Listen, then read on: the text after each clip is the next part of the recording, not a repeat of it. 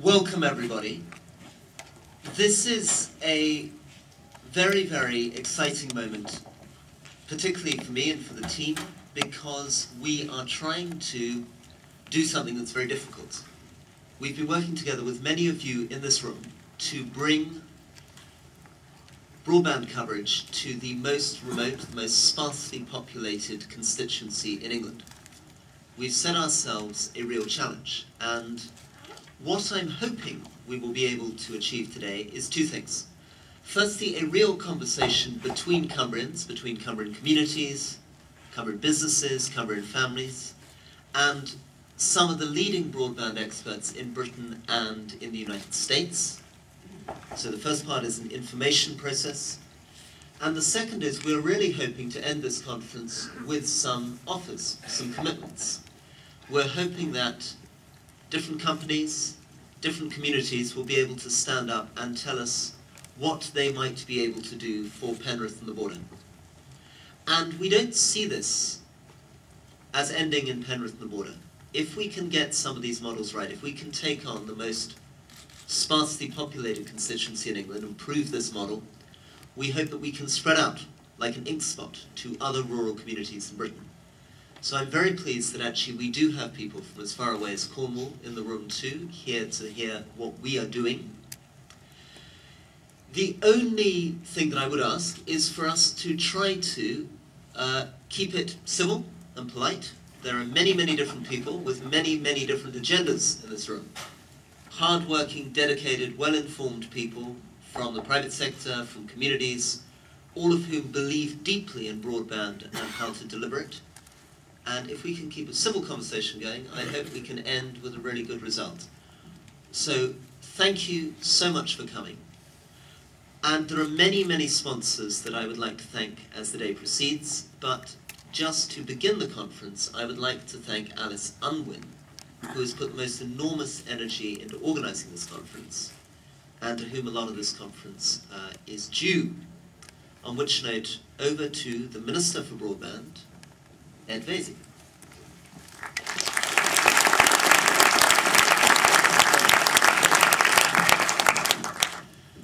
Thank you very much for having me at this conference today. The conference started just when I was a new minister, and I happened to be sharing a 4-hour car journey with a new MP called Rory Stewart, who said, would I mind coming up to Penrith to speak about broadband? And as I was a new and naive minister, I said, of course I will come up. So here I am, and I've had to say no to the Pope, and I'm only leaving early because it's my son's 4th birthday party today, but this takes precedence over everything. And I think that I am simply the tip of the iceberg as far as the Rory Stewart entrepreneurial Get Broadband for Cumbria show goes, because he has pulled together, I think, one of the most high-level conferences on broadband. It's even more high-level than the conference I had in July at my department in Biz, with major telecoms operators here, community broadband networks here, and also some very distinguished guests from the United States of America. So what you've got in this room, apart from obviously some very important people from the local area, are a lot of people who know an enormous amount about broadband, and I'm pretty certain that at the end of this conference we will have made significant progress. I think that one of the reasons I'm here is because of the passion of Rory and others in this room in making the case about how important broadband is for an area like Cumbria, one of the most rural counties in the country, a huge level of self-employment, and therefore a very real and tangible need for this kind of infrastructure, because that's what it is, in order to secure employment. But it doesn't mean that we can't have a bit of fun when we debate this serious issue. And I was thrilled to hear about Rory the racing pigeon, who yesterday, I think it was from Newcastle, I may have got that wrong, raced with a 200 megabyte disk raced a BT copper line up to Cumbria and trounced the BT copper line. And the only thing that took the gloss off that astonishing achievement was the discovery that Rory, the racing pigeon, is in fact a woman. But I think the point is well made about how much work still needs to be done. The other thing that I really enjoyed was going to open the connection at Nymphenede Fibermore, because this is a project that I've been hearing about for the last 2 years, and because I'm obviously a details person, I got it into my head that this was somewhere in the Highlands.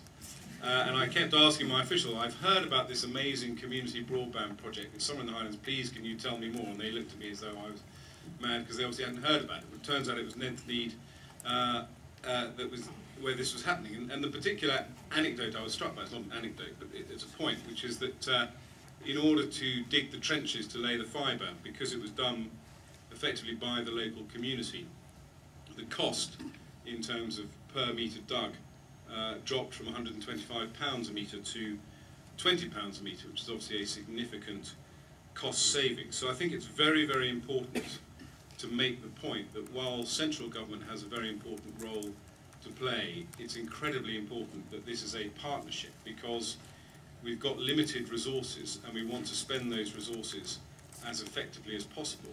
And it means that we've got to give, it's not just a gimmick, a sort of big society gimmick, it's a genuine point that we've got to empower local communities to drive forward plans for broadband, because actually you will get the most effective rollout, you'll get rollout where it's needed, and you're also likely to get it for the least amount of cost. So we have a clear commitment as a government to get the fastest broadband in Europe by the end of 2015. And what that means as well is that we also have a clear commitment to roll out superfast broadband in rural areas as quickly as we do in towns.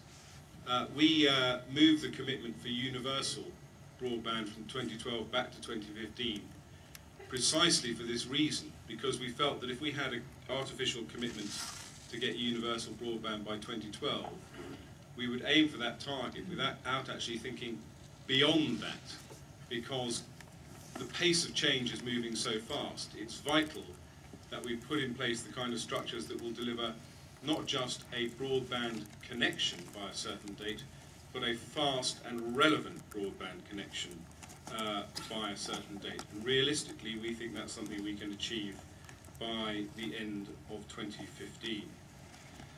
In terms of our philosophical approach, we obviously believe that the market is the best mechanism for delivering broadband to homes and businesses. And as I indicated earlier, when I talk about the market, I don't just mean large multinational companies, I also do mean local communities who can create their own local market and deliver a commercial, cost-effective solution to homes and businesses. So the government doesn't want to intervene except where we need to intervene to make the market work more efficiently, or where the market absolutely will not deliver to consumers. One thing the government can do then, with this philosophy in mind, and to encourage the private sector to deliver superfast broadband, is to get as many hurdles to that investment out of the way as possible. And that means changing regulations and possibly using legislation. One issue, for example, that constantly arises is about public sector broadband, as it were, the public networks that already exist, whether for the local health service or for libraries or for schools, infrastructure that is owned and used exclusively at the moment by the public sector, infrastructure that's in place because of substantial public investment made in recent years. We want to issue guidance in the next few months to local authorities to make clear what the rules and regulations are surrounding that. And as the Minister for Broadband, I'm extremely keen to make it as easy as possible for people to piggyback off public networks which the taxpayer has paid for in order to deliver a broadband infrastructure to as many homes and businesses nearby. We also obviously support open access to BT's physical infrastructure, what we call, as it were, ducts and poles access.